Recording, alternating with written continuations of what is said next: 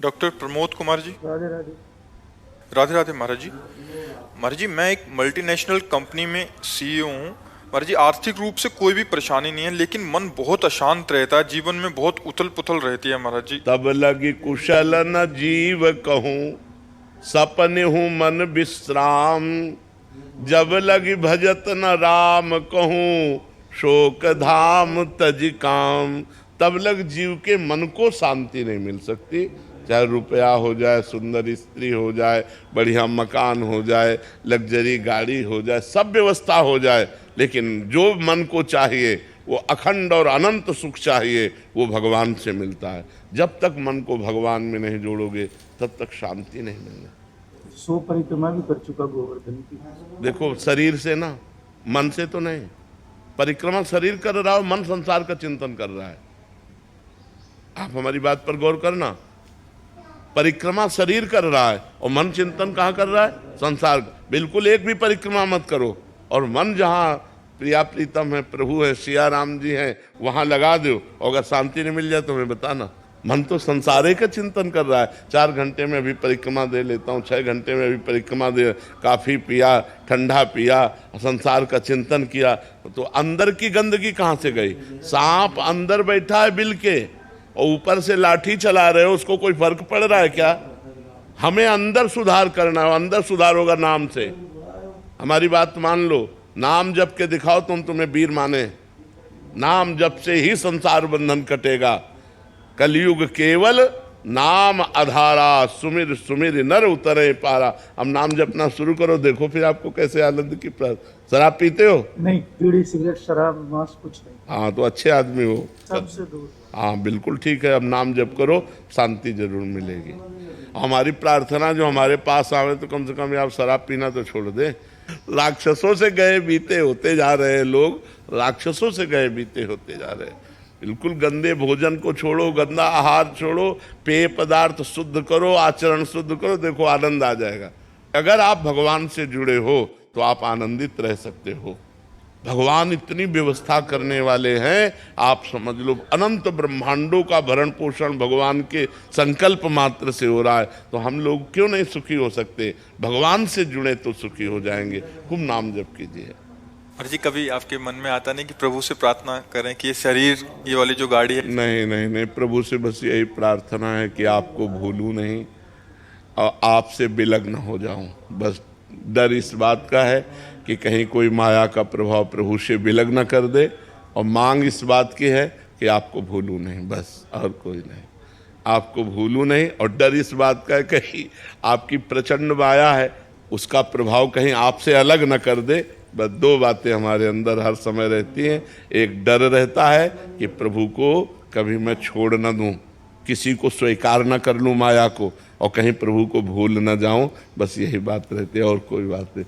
ये तो हंसी मजाक में है कि खान पान का तो बचपन से त्याग हो गया था। अब इनको देखकर लालायित थोड़ी होगा मन। मन जब परम सुख को प्राप्त हो जाता है तो न सोचति न कांक्षति।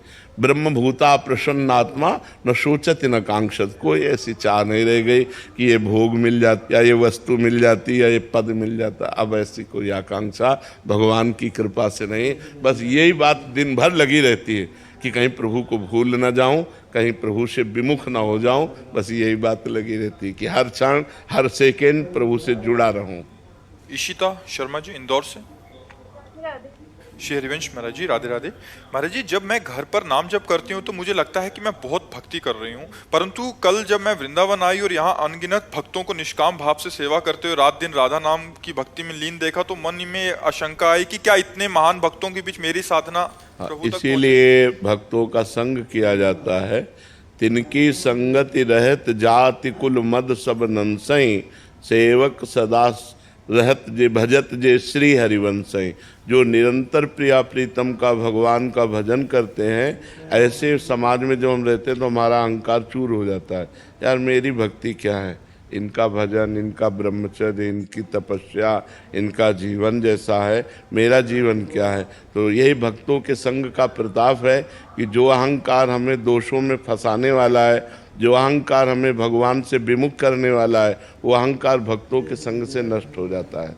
ये अच्छी बात है, ये बड़ी कृपा है कि हमें भक्त दर्शन से हमें ऐसा अनुभव हो कि मैं दीनहीन, मैं पतित, इनके सामने क्या हूँ, इनका भजन कहाँ और मेरा भजन कहाँ, ऐसा आना चाहिए।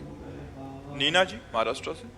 राधे राधे महाराज जी। महाराज जी, प्रेम प्राप्ति में सबसे बड़ी बाधा ज्ञान और सिद्धि को बताया, स्वामी रामसुखदास जी महाराज जी की प्रवचन में भी सुना था। महाराज जी इसका थोड़ा विस्तार। नहीं, ज्ञान का वो चैप्टर बाधक है, संपूर्ण ज्ञान नहीं, जिसमें अहम ब्रह्मास्मि है। किसका प्रश्न है? हाँ, जिसमें अहम ब्रह्मास्मि, मैं ब्रह्म हूँ, ये चैप्टर बाधक है, क्योंकि मैं दास हूँ भगवान का, ये भक्ति है, और मैं स्वयं ब्रह्म हूँ, ये ज्ञान का, विशुद्ध वेदांत का। लेकिन ज्ञान ना होना, ये बिल्कुल बात नहीं है। बिना ज्ञान के भक्त कोई अज्ञानी होता है क्या? हनुमान जी देखो महान भक्त हैं, ज्ञानिनाम अग्रगण्यम बुद्धिमताम वरिष्ठम, विश्वामित्र महामुनि ज्ञानी, गरुड़ महाज्ञानी गुण राशि। भक्त तो परम ज्ञानी होता है, पर वो चैप्टर बाधक है, केवल अहम ब्रह्मास्मि का संपूर्ण ज्ञान भक्त को होता है। चराचर जगत में जैसे ज्ञानी देखता है ब्रह्म स्वरूप आत्मा को, ऐसे भक्त देखता है भगवान को। सिय राम में सब जग जानी, करो प्रणाम जोर जुग पानी। तो जहाँ वेदांत दर्शन है वहाँ भक्त के लिए बाधा है, क्योंकि भक्त दासोहम है और वो शिवोहम है, वो हम ब्रह्मास्मि है, इसलिए बाधा। और सिद्धि? हाँ, रिद्धि सिद्धि पेरे बहु आई, बुद्धि लोभ दिखावे भाई, होए बुद्धि जो परम सयानी, तीन तन चितई न अनहित जानी। क्योंकि सिद्धि मायाकृति तो होती है, तुम्हारे मन की बात जान लेना, तुम्हारा नाम जान लेना, तुम किस काम से आए हो ये बता देना, बहुत रूपों में हो जाना, बहुत दूर की बात सुन लेना, पत्थर में भी प्रवेश कर जाना, जल में भी ऐसे थल की तरह चल देना, तो सब मायामयी सिद्धि है। और जब ये सिद्धि आती है तो अहंकार आ जाता है, अहंकार आ जाता है तो भगवत प्राप्ति नहीं होती। इसलिए वेदांत दर्शन और रिद्धियाँ सिद्धियाँ ये सब बाधक है भगवान के प्रेम मार्ग में। कृष्णा अजय पांडे जी। श्री हरिवंश महाराज जी। महाराज जी प्रणाम। महाराज जी, यदि कोई जीवन भर पाप करके अंत समय में हरि नाम जपे तो क्या उसे मुक्ति ऐसा कैसे हो सकता है? ऐसा कैसे हो सकता है? अजामिल को संतों ने कृपा करके बेटे का नाम रखवाया था, संतों ने कृपा की थी, तो संत कृपा कर दे तो कुछ भी दुर्लभ नहीं है। लेकिन ऐसा कैसे हो सकता है कि जीवन भर पाप करे और अंत में भगवान का नाम ले ले? ऐसा हो ही नहीं सकता, क्योंकि जीवन भर पाप किया है तो अंत में भोगने के लिए भगवान का नाम कैसे आ जाएगा? उसको भोगने के लिए वही पाप कर्म उसके सामने आ जाएंगे। हाँ, किसी महापुरुष की कृपा हो गई तो बात अलग है। जीवन में कभी पिस्तौल नहीं चलाई, बुढ़ापे में पिस्तौल चला लोगे? है? विचार करो, एक प्राकृतिक यंत्र है, तुम जीवन में उसके चलाने का अभ्यास नहीं किया तो उसको आप नहीं चला सकते। ऐसे ही आपने हरिनाम चलाने का अभ्यास नहीं किया, वो चिदानंद है, तो अंतिम समय में कैसे याद आ जाएगा भगवान का नाम? या तो किसी महापुरुष की कृपा हो जाए और या किसी परिवार का नाम ऐसा हो उसका नाम याद आ जाए। जैसे अजामिल का काम बन गया, उनके बेटे का नाम नारायण था तो पुकारा नारायण, तो बात बन गई अंतिम समय। तो ऐसे गांव घर में अपने परिवार के नाम भी भागवतिक रखने चाहिए, जिससे बुलाने से हमारी वाणी पवित्र हो। अब आजकल ऐसे नाम रखे जाते जिनका कोई अर्थ नहीं, नाम रखने चाहिए भागवतिक, जिससे हम पुकारे हमारी वाणी पवित्र हो, हमारा घर पवित्र हो। तो इस तरह से दो भाव बनते हैं, या तो किसी संत महापुरुष की कृपा हो जाए और या कोई पारिवारिक ऐसा नाम हो जिससे आसक्ति हो, अंतिम समय में उसे पुकार लें तो हमारी बात बन जाए। अब अगला प्रश्न कीजिए जी। तो परीक्षा से पहले बहुत भय लगता है कि परीक्षा में कैसे दे पाऊंगा परीक्षा, और या फिर उसका परिणाम कैसा होगा? उसे भय नहीं लगना चाहिए, क्योंकि बहुत छोटा चैप्टर होता है। तुम लोगों के ग्रंथ कितने होते हैं? हम लोगों के ग्रंथ दिखाएं, इतने इतने मोटे ग्रंथ है, 6-6 खंड, 8-8 खंड। हम जिस विषय में लगे उस विषय में लगे, हम डरे क्यों? तुम्हारी जगह अगर हम हो ना, तुम्हारा चैप्टर तो हम कंठस्थ कर लें, पूरा कंठस्थ कर लें। ये क्षमता जानते हो किससे आती है? ब्रह्मचर्य से। ये जो भय आ रहा है, ये जो घबराहट आ रही, व्यर्थ में है। क्यों आ रही? हमारा चैप्टर है, हमें 1 वर्ष दिया गया उस चैप्टर को तैयार करने के लिए, फिर हम डरे क्यों? इसका मतलब हमने अपने कार्य में प्रमाद किया, अपनी पढ़ाई को सही ढंग से नहीं पढ़ा, तब हमें डर लगता है। और आजकल हम सबसे ज़्यादा नए बच्चों से प्रार्थना करते हैं, ये छोड़ दो गर्लफ्रेंड बॉयफ्रेंड, ये तुम्हारा नाश कर देगा, तुम्हें न गृहस्थी लायक रहेगा और न हमारे भारत की उन्नति करने के लायक रह जाओगे, किसी प्रकार भारतीय सेवा के लायक नहीं रह जाओगे। बहुत गंदी आदत ये बच्चे और बच्चियों में फंसती जा रही है। हमारी बात मान लो, जब तक ब्याह न हो तब तक ब्रह्मचारी रहना, और घबराने की कोई ज़रूरत नहीं है। हम डरें क्यों? जब हमने पढ़ाई पढ़ी है उसी के अंतर्गत प्रश्न आता है। खास बात ये होती है कि क्लास के चैप्टर के अंतर्गत प्रश्न आता है। यदि बाहर का आए तो हमें डर लगे, ये पता नहीं कहाँ से प्रश्न कर दें, लेकिन हमारे चैप्टर के अंतर्गत ही करते हैं। क्यों? आज तक तो हमने यही देखा है कि अगर 9th क्लास है, 10th क्लास है, या 11 है, या 12 है, तो उसमें उसी क्लास के अंतर्गत के प्रश्न होंगे, ना कि बाहर के होंगे। तो हमें डरना क्यों है? हमें डट के पढ़ाई करनी चाहिए और उत्तर देना चाहिए और आगे बढ़ना चाहिए। हमें डर नहीं है। ये जो निगेटिव सोच है, ये सबसे ज़्यादा कमज़ोर कर देती है।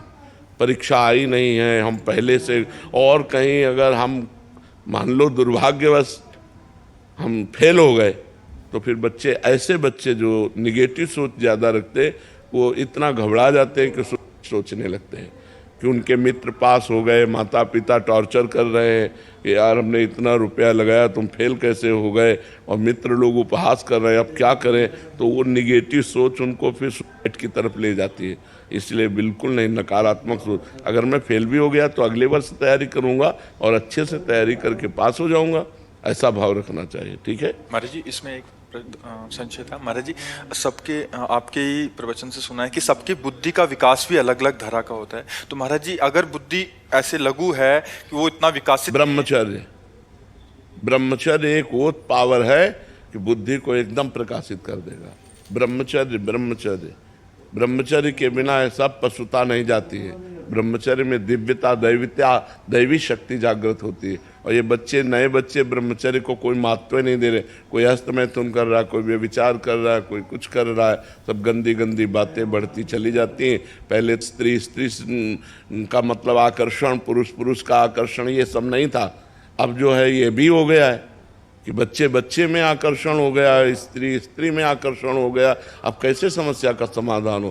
पहले तो था कि चलो स्त्री संयोग, ब्याह हुआ, फिर ये हमने तो कभी नहीं सुना कि स्त्री का आकर्षण, पुरुष का आकर्षण। अब ये कलयुग की एक नई रीति चल गई है, पुरुष का आकर्षण, स्त्री का आकर्षण। उससे सब भ्रष्ट होते चले जा रहे हैं और ये नहीं समझ रहे कि जीवन की शक्ति है, जीवनी शक्ति है ब्रह्मचर्य। वीर जीवनी शक्ति है। इसको जितना रोकोगे उतने आप तेजस्वी बनोगे, उतने आप बुद्धिमान बनोगे, उतने आप अध्यात्म बलवान बनोगे। कोई समझ ही नहीं रहा इस बात को।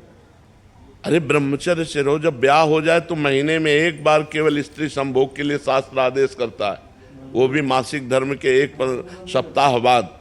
जब पवित्र हो जाए स्त्री तो एक बार संभोग के लिए, गृहस्थ के लिए शास्त्र आदेश करता है, महीने में एक बार। यहाँ की हालत क्या है बच्चों की। एक जहाँ तुम बैठे, यहाँ एक 12 वर्ष का बालक था, वो कह रहा था मैं हस्तमैथुन से परेशान हूँ, मेरे गर्लफ्रेंड है। अब बताओ क्या हमारी समाज की हालत होगी जब 12 वर्ष का बालक वो गर्लफ्रेंड रखने लगा, 12 वर्ष का बालक हस्तमैथुन करता है, वो क्या समाज में हमारी उन्नति प्राप्त करेगा। तो इसलिए नौजवानों से सबसे प्रार्थना है कि बुद्धि के विकास के लिए और जीवन को सुखमय काटने के लिए ब्रह्मचर्य को धारण करें।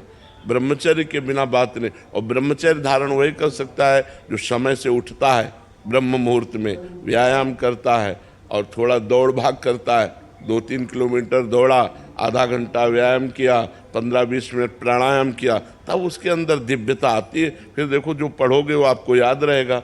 जो बच्चे ब्रह्मचर्यहीन होते हैं उनकी स्मृति शक्ति नष्ट हो जाती है। स्मृति नष्ट हो गई तो यही फिर घबराहट पैदा होती, पता नहीं क्या प्रश्न आवे, उत्तर दे पाऊँ न दे पाऊँ। नकल की जरूरत है, अकल की जरूरत है।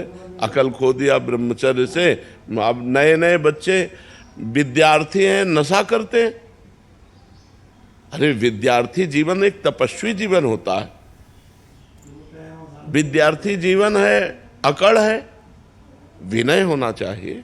विद्या विनयम ददाति। सौम्य लगता है पढ़ा लिखा आदमी है, सौम्यता से, सभ्यता से, गंभीरता से अपने परिवार से बात करना, प्रिय बात करना, कोई गंदे आचरण ना होना, कोई गंदा नशा ना होना, तब तो विद्यार्थी जीवन है। क्या आज का विद्यार्थी जीवन, छोटे छोटे बच्चे हैं सिगरेट पी रहे हैं, छोटे छोटे बच्चे शराब पी रहे हैं, छोटे छोटे बच्चे व्यभिचार कर रहे हैं। अब शासन की बहुत ज़रूरत है और बच्चे ना माता पिता का शासन मानते हैं, न शास्त्र का शासन, न भगवान का डर, न कानून का डर, मनमानी आचरण कर रहे हैं। तो इसीलिए वो आगे नहीं बढ़ पा रहे हैं। बढ़ भी पाएंगे तो कुछ कर नहीं पाएंगे। घूस दे करके अगर कोई अधिकारी या बने पैसा दे के, तो घूस ले करके अपना पेट पोषण करेंगे, अपना बैंक बैलेंस करेंगे। वो हमारे समाज का हित तो कर नहीं समझ सकते। समाज का हित वही कर सकता है जो जितेंद्रिय है, जो धर्मनिष्ठ है। वही अध्यात्म पावर वाला समाज का हित कर सकता है बच्चा। कर्नल सुधीर जी। राधे राधे महाराज जी। महाराज जी, राधा रानी की कृपा से मन को संकल्प रहित रखने का प्रयास करता हूँ और नियम के अनुसार नाम जप भी करता हूँ और समय समय पर थोड़ी थोड़ी देर मतलब समय को कर्म को ठाकुर जी को समर्पित भी करता हूँ। प्रश्न है कि दिन के छोटे बड़े कार्य संबंधी या जीवन के बड़े बड़े कार्य जो शेष रह जाते हैं उनके चिंतन से नाम जप छूट जाता है, जिससे बहुत ग्लानि होती है और मन खिन्न रहता है। कैसे नाम जप दिनचर्या को आगे बढ़ाऊं ताकि संसारी चिंतन और संकल्प छूट जाए? हाँ, उनके लिए वैराग्य धारण करना पड़ेगा कि आखिरी चैप्टर तुम्हें ध्यान करना पड़ेगा कि आज शरीर ही छूटने वाला है, कब छूट जाए किस समय क्या पता। यहाँ के कार्य कभी किसी के पूरे नहीं हुए, ये आप टोटल समझ लीजिए। आज तक कोई ऐसा नहीं हुआ जो ये कह के गया हो कि मेरा पूरा कार्य हो गया। माया क्रम फंसाए रखती है ऐसा कि आप भगवान का भजन न कर सको। ये काम पूरा हो जाए तो फिर दूसरा तैयार हो गया, ये काम पूरा हो जाए फिर तीसरा तैयार हो गया। मतलब वो आपको भजन नहीं करने देगी। अगर भजन करना है तो उसे काटना होगा। होई सोई जो राम रचि राखा, को करि तर्क बढ़ावै शाखा, अस कही जपन लगे हरिनामा। अब वही होगा जो भगवान ने रच रखा है, राधा राधा राधा राधा। फिर मन जा रहा है ऐसा, राधा राधा राधा राधा। बड़ा भयावह संसार है, बड़ा दुखद संसार है। बेटी का ब्याह हो गया, दूल्हा बढ़िया मिल गया, खूब रुपया खर्चा कर दिया, अब वो विधवा होकर घर बैठ गई। अब क्या क्या विचार करो, क्या क्या यहाँ करो। ये दुखालयम अशाश्वतम, ये दुखमय और नाशवान है, ये कभी पूर्ण होने वाला नहीं है। संसार अपूर्ण ही रहता है, इसमें अभाव ही बना रहता है। बुद्धिमान वही है जो इन अभावों की पूर्णता की बात को काट करके भगवान का नाम जप करे। जो होगा सो होगा, जैसा होना होगा वैसा हो जाएगा। जो हमें कर्तव्य है वो मैं कर्तव्य कर रहा हूँ, जितना पूर्ण होना होगा होगा। नहीं शाम तक जियोगे कि नहीं पता नहीं, प्लान है वर्षों का, भरोसा नहीं सेकंड का। ये ज्ञान के द्वारा विचार करके हम नाम जप में लगे, भगवान के चिंतन में लगे। असत चिंतन को काट, ये असत चिंतन है। ये काम बन जाए, ये काम बन जाए, ये काम हो जाए, वो हो जाए, ये असत चिंतन है। यही असत चिंतन जीव को फंसाए। ये जरूरी है, ये जरूरी है, ये जरूरी है। और जो वास्तविक जरूरी है भगवान का भजन, जिससे हमारा परम कल्याण होगा, उस तक माया नहीं पहुंचने देती। बहुत दुष्ट बुद्धि है वो। बस ये जरूरी, ये काम हो जाना चाहिए, ये ऐसा हो जाना चाहिए। और ये नहीं सोचता कि शरीर छूटने के बाद मेरी दुर्गति जो होगी उसको कौन काटेगा। उसके लिए तो भगवान का नाम है, उसके लिए तो भजन। भजन जरूरी है या भोग जरूरी है? भजन जरूरी है या ये प्लान जरूरी है? ये प्लान जीवन भर सबके दिमाग में बन रहे हैं और कभी किसी के पूर्ण नहीं हुए। परेशान ही होना है। इसलिए ऐसे विवेक के द्वारा उसे काटो। होई सोई जो राम रचि राखा। ये भगवान की सृष्टि है, भगवान ने जो रच रखा है वही होगा।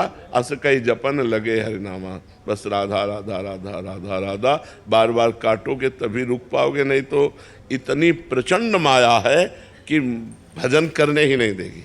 जीव को सबको माया में फंसाए हुए। भजन नहीं करने, वो तो भजन कर रहे हो इसलिए आपकी बुद्धि काम कर रही कि यार ये बड़ा काम, वो बड़ा काम, वो ये सब विक्षेप डाल रहा है मेरे को, निरंतर भजन नहीं होने दे रहा है, ये बुद्धि काम कर रहे, नहीं तो बुद्धि राजी हो जाएगी उसी में कि यार ये भी तो सब भगवान के कार्य हैं, हम भगवान को समर्पित कर देंगे और भजन नहीं होने देंगे। सबसे कठिन काम है नाम जप होना, सबसे कठिन काम है कई घंटे निरंतर नाम जप करना। तो संभाल करके नाम जप, और जब नाम जप करोगे तो मायाकृत कार्य अपने आप हो जाएगा। ये भी बात समझो, मायाकृत कार्य अपने आप हो जाएगा जो माया के द्वारा हो, क्योंकि माया शक्ति भगवान की है और आप भगवान से जुड़े तो आपके सारे कार्य हो जाएंगे। यही परलोक सकल सुख पावत मेरी सो भैया कृष्ण गुण संचु। यदि तुम कृष्ण के गुणों का गान करोगे, नाम जप करोगे, तो इस लोक और परलोक में सदैव सुखी रहोगे। मोहनलाल जी दिल्ली से। जी श्री हरिवंश महाराज जी 2 वर्ष पूर्व आपके दर्शन और सत्संग का सौभाग्य मिला, तब से संसार, परिवार, धन, वैभव कुछ भी इतना अच्छा नहीं लगता, सत्संग, दर्शन और वृंदावन ही मन लगता है। महाराज जी कभी कभी मन में ये प्रश्न उठता है कि क्या अभी तक जिन सुखों के लिए जी रहे थे वो सब सुख सामने है पर सब फीके फीके से लग रहे हैं। महाराज जी इसका क्या कारण है? महाराज जी चूंकि असत है, जब सच्चिदानंद भगवान का भजन होता है तब असलियत समझ में आती है। जैसे स्वप्न के सुखों में तब तक हमें सुख लगेगा जब तक जगेंगे नहीं, जब जगेंगे तो सब मिथ्या लगेंगे, क्योंकि स्वाप्निक सुख थे। तो उमा कहूँ मैं अनुभव अपना, सत हरि भजन जगत सब सपना। ये स्वाप्निक सुख है, चाहे जितना भोग लो इनमें कभी तृप्ति होने वाली नहीं, इनमें विश्राम मिलने वाला नहीं। और इस समय वर्तमान में कलयुग का ऐसा प्रभाव बढ़ रहा है कि लोगों की मानसिकता केवल इसी बात में जा रही, ये तो आप भगवान का भजन कर रहे हैं तो बुद्धि पवित्र हो रही, इसलिए संसार के सुखों से हट रही है। और ये बहुत मंगलमयी बात है, ये बहुत मंगलमयी बात है। भगवान की बहुत कृपा है आपके ऊपर, बस ये बिखरने ना पावे, इसे समेटे रहना और बढ़ाओ, क्योंकि ये बहुत कृपा है आपके ऊपर, जो ऐसे घोर कलिकाल में मानसिक बुद्धि भगवान में लग रही है और आपका चिंतन संसार के भोगों से विरत हो रहा है। बहुत बड़ी कृपा है। खूब नाम जप करो और आगे बढ़ो, इसी जन्म में भगवान की प्राप्ति हो जाए, यही हमारे जीवन का परम लाभ है। दीपिका जी महाराज जी भक्ति क्या है? भगवान का निरंतर सुमिरन और भगवान के अनुकूल आचरण करना। तदर्पिता अखिलाचारिता तद्विस्मरणेन परम व्याकुलते थे। हमारे जितने आचरण हो, जितने कर्म हो, वो भगवान के अनुकूल हो और भगवान का विस्मरण होते ही हमारे हृदय में ताप पैदा हो जाए, मैं कैसे भगवान को भूल गया, इसी का नाम भक्ति है। श्री कृष्ण अनुकूल्येन प्रतिकूलस्य विसर्जनम। भगवान के अनुकूल आचरण और प्रतिकूल आचरणों का त्याग और हर श्वास में भगवान का नाम, इसी का नाम भक्ति है। पापरी बनर्जी रॉय।